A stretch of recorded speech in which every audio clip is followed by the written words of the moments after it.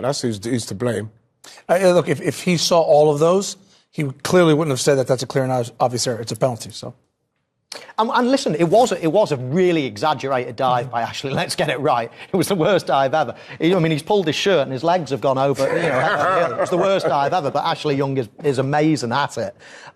So whether it's a penalty or not, I'm sort of still debating. It was a tiny tug. Was it a pen? Was it or not? What I'm most disappointed at is the referee hasn't been given the clearest angles to make an informed decision. That's what's got my goat. OK, and we can tell that. And if he'd seen that particular angle, you would think he wouldn't deem that clear and obvious. Yeah, but when we saw that, because like we said, we thought the dive was really acrobatic. But like when we saw this, we thought, once he sees this... If you're sent to the monitor and see this, which he didn't, you stay with your decision, righty, do you? Probably, yeah. You would, because when you look at it from that angle, like Tim said, even Harry Maguire's hands around him, it doesn't look like it's nowhere enough to make Ashley react like he did. But those two, Ashley's felt the pulls, and that's why he's gone down. Do you know what would have happened, righty, is he wouldn't have gone to the monitor. VAR didn't see that.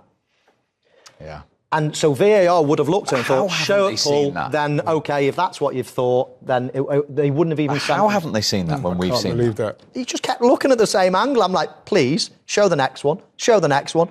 And 10 replays later, same one, and they've not even...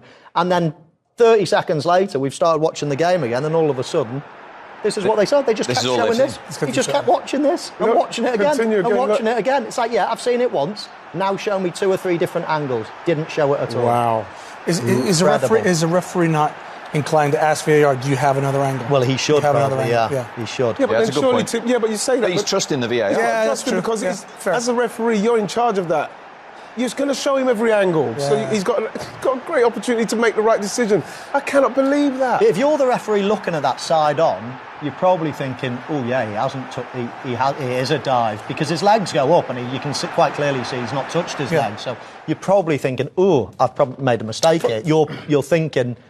Yeah, from that angle that the referee saw, he couldn't see De Ligt pull him, and the foul was on De Ligt. So... Which makes me believe that the referee didn't give the penalty for shirt pulling. Right. Because if he had seen the shirt pull, he would have said, hang on, no, I saw a shirt pull, not that. That's a good point. So it makes me believe that the referees bought the dive as if it was a trip. Right. But that's what VAR are there for, to assist him. Mike, you need to get a show on this, man. I know. The problem is he hasn't got one for 3 weeks. Oh, dearie me. Right, OK, we are 1 down, as you can tell, with so many talking points. 2-2 at Goodison.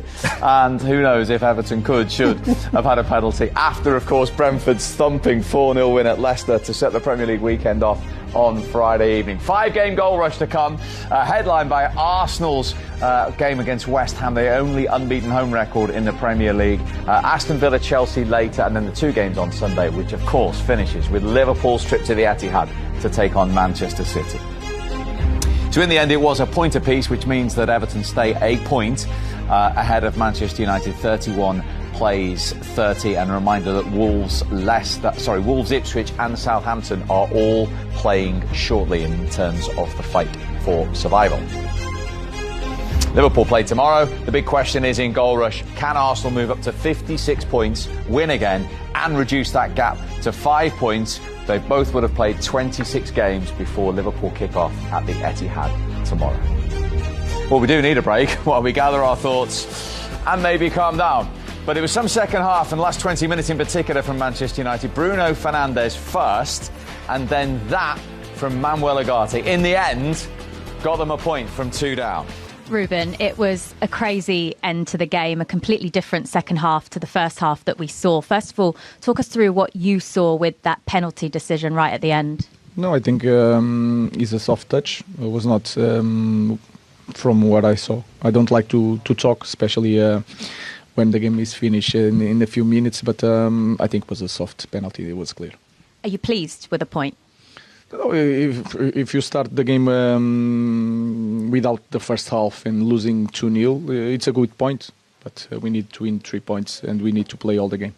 Is that the most disappointing part, the fact that you managed to find yourself in a position to be 2 goals down heading into the second half? Of course, but that is not the worst part. The worst part is that we have the free men. We are losing ball without any pressure. I mean, we are not doing what's supposed to do, and then it's really hard. And then we suffered 2 goals in second balls, and that was clear that they will create that chances by second balls. We were soft. How do you go about fixing those problems that you're seeing?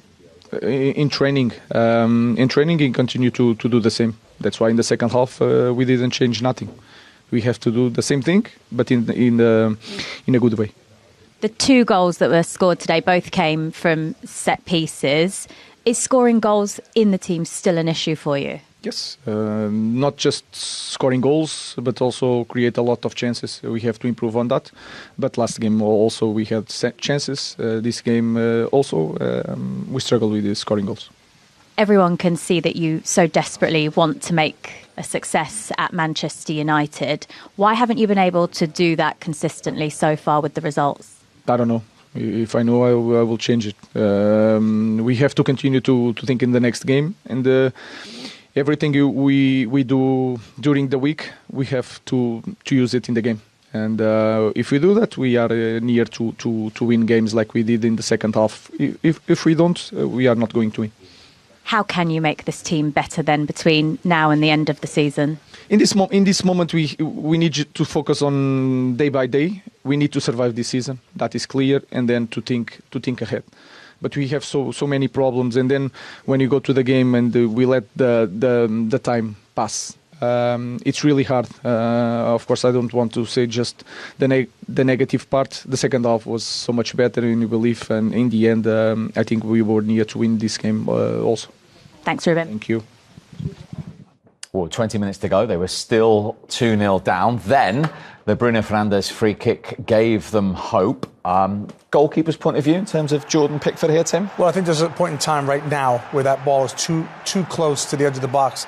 If he goes up and over the wall, you put your hand up. You have to stay on your side of the goal when it's that close. He sets the wall up just fine. Just have to trust it in that moment. You can see him shift over because he gets a little bit nervous. I think as well, Steve, when you look at the size of those guys in the walls, I think it's Branthwaite, Beto and someone else of real height. I think you've just got to take your chance. They're going to jump. If he could get it over them, the goalkeeper's not going to get blamed. Yeah, you can see it, Branthwaite there. I think it's O'Brien and Beto. If you're going to go over that wall, good luck to you. But you should not be leaving that side. I think he tried to gamble on it. He tried to gamble on where Bruno's going to put that. Yeah, nowadays more than ever, you've just got to stay and protect your side. You know what they call them? Draft excluders or something. They lie below. Yeah. You've got somebody lying there. You've got 6'5" people jumping as well. It's virtually impossible nowadays to get up over a wall from so close.